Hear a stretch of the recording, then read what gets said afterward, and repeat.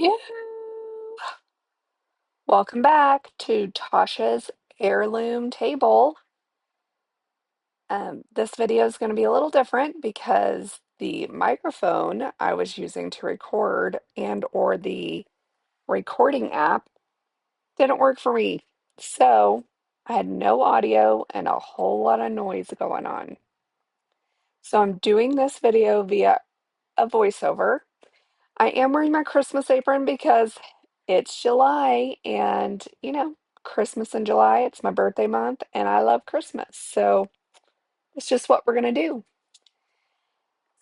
We are still in our pound cake series, and this week we're making Margie's pound cake.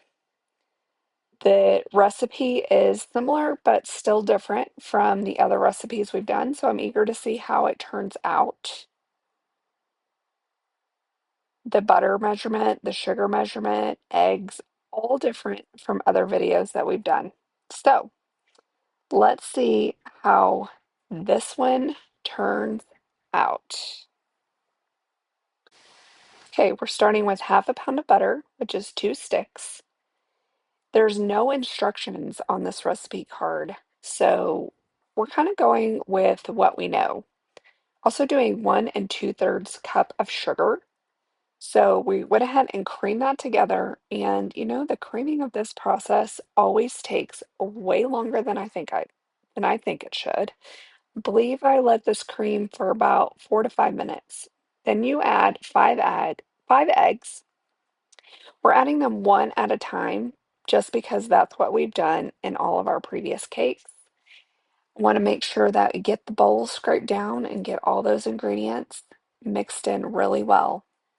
Now, the weird thing about this is, and I've said this in other videos, is that I do not understand the whole reason for sifting flour. So if you know that, go ahead and kindly comment in here. My guess is that you sifted flour because maybe it came clumpy, but we're adding a 1/4 teaspoon of salt and 2 cups of cake flour sifted into this recipe. The next ingredient is a little weird because you also add 3 tablespoons of flour. And I don't know why you don't add that to the sifted flour, but you know, old recipes are weird. Next, you add a teaspoon of vanilla and a teaspoon of lemon extract. So, added both of those in here. Added the vanilla, didn't think I added enough, so I had to add a little bit more. Get that all scraped down, which I apologize for how long it takes me to scrape down these. And this is sped up, and you're just watching me scrape, scrape, scrape. But I just want to make sure we get as much batter in this as possible. After I get this in the pan, see that orange spatula on the counter there? After I get it in the pan in the oven, I went back just to test that spatula and see how well I liked it. And man, it's really scraped that bowl. So I kind of wish I would have used it at this point in the video. Um, you need to flour and grease, or grease and flour your bundt pan. I've done the same method for every single bundt cake that we've done, or pound cake, and it hasn't always come out clean, which I just don't understand why some come out clean and some don't. But we're sticking with the process because it has worked on our really good pound cake. So I don't know if it has anything to do with the recipe or my method, which my method hasn't changed, so I don't really understand what the difference is. But here I am getting every last bit of that cake batter in here. You want to make sure you smooth out the top of that cake so that the bottom of it comes out, well, it turns out smooth. So right now that's the top, but eventually it will be the bottom.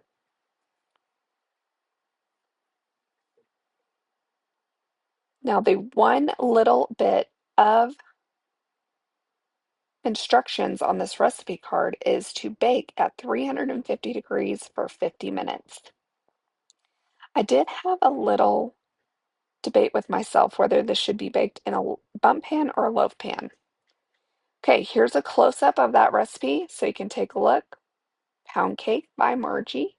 No instructions, just like I said earlier, except for that bake at 350 for 50 minutes. Now look, it came out clean. Woo! So excited. It does kind of have a weird shape though, so I don't understand that. I did try a different method. I covered it with foil for about 10 minutes after I pulled it out of the oven. I'd seen that on social media, and man, it really did help.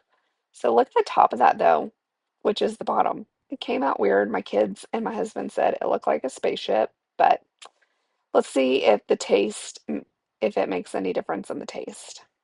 Okay, the texture of this is great. It has a great crumb on it.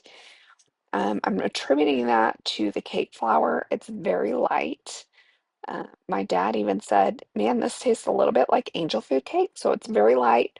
It definitely needs to be paired with some strawberries and whipped cream. This is the perfect pound cake for a strawberry shortcake.